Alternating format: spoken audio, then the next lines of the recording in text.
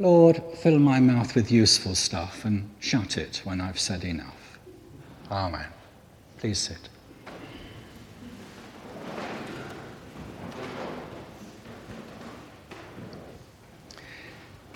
You'd think I'd know the answer to this, but I didn't, so I had to look it up and research it. To glorify means to praise, to honour, to extol, even to the point of to worship. That's what glorify means, because the gospel was all about that. It may well be that we nurse a secret dream of glory.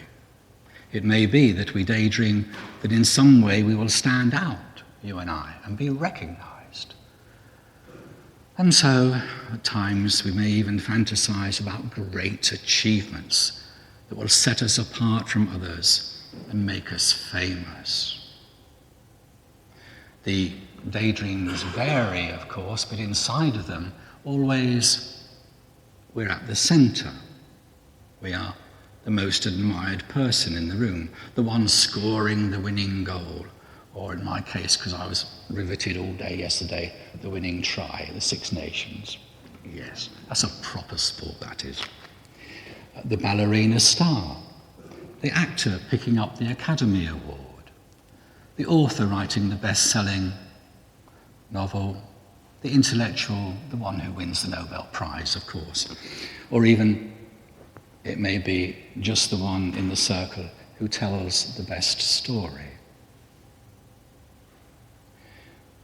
What we're chasing in all of this is notice, appreciation, uniqueness, adulation, so that we can be duly recognized and loved.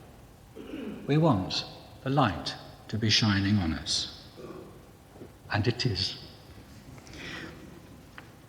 This isn't at all bad. It isn't necessarily unhealthy. We are built, you and I, to stand in the spotlight. Our own reality is massively, sometimes oppressively, real to us. And some scientists today tell us that the universe has no single centre. They argue everywhere, every person is its centre. So it's not a big secret that each of us feels ourselves to be at the centre and want to be recognised as being at the centre. We nurse a secret dream of glory, and in part, this is healthy. Jesus defines glory very differently than we do. Real glory for Jesus is not the glory of winning a gold medal, becoming a champion, or of winning an Oscar. What's less healthy in our daydreams is how we envisage that glory. In our fantasies, glory almost consists in being famous, in standing out, in achieving a success that makes other people envious, in somehow being the best looking, the brightest, the most talented person in the room. In our fantasy, glory means having the power to actuate ourselves in ways that set us above others, even if it is for a good motive. For instance, some of our fantasies are daydreams of goodness, of being powerful enough to squash evil. Indeed, that was a messianic fantasy. Before Jesus came along, good-hearted and religious people prayed for a Messiah to come, and in their fantasy, that Messiah was generally envisaged as a worldly superstar, a person with a superior heart and superior muscles, a Messiah who would reveal the superiority of God by out-muscling the bad. But as we see it from the Gospels, real glory doesn't consist in our out-muscling the bad or anyone else. When Jesus was being crucified, he was offered precisely the challenge to prove that he was special by doing some spectacular gesture that would leave all of his detractors stunned and helpless. You may remember the words, "If you are the Son of God, prove it. Come down off the cross. Save yourself." But with a subtlety that's easy to miss, the Gospels teach us a very different lesson.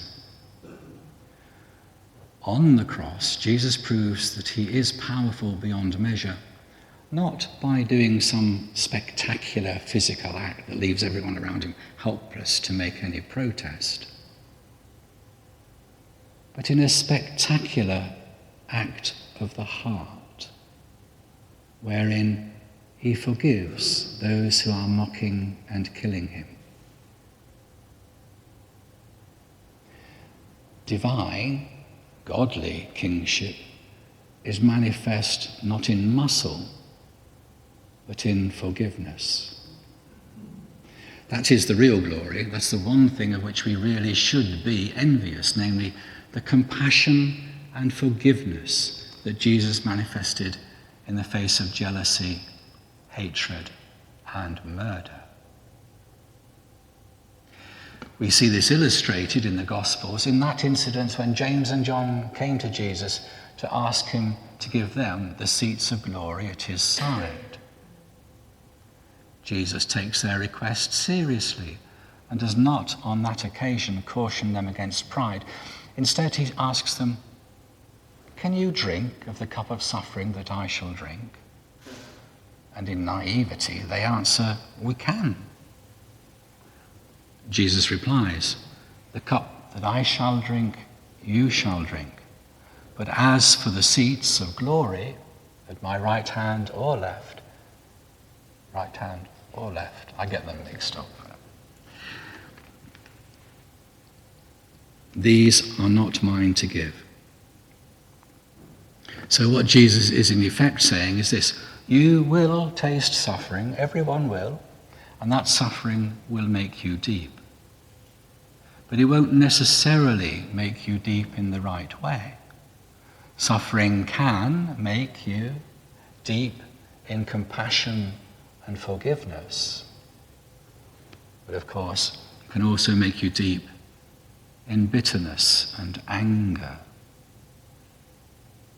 But it's only compassion and forgiveness that can bring glory into our lives.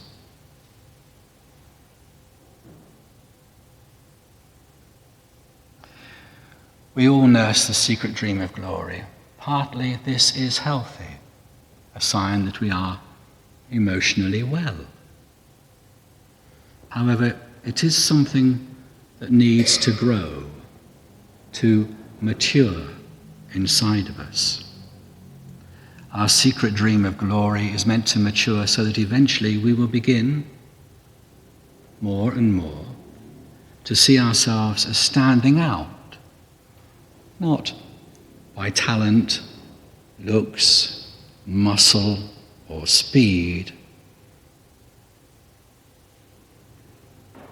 but by the depth of our compassion and the quality of our forgiveness.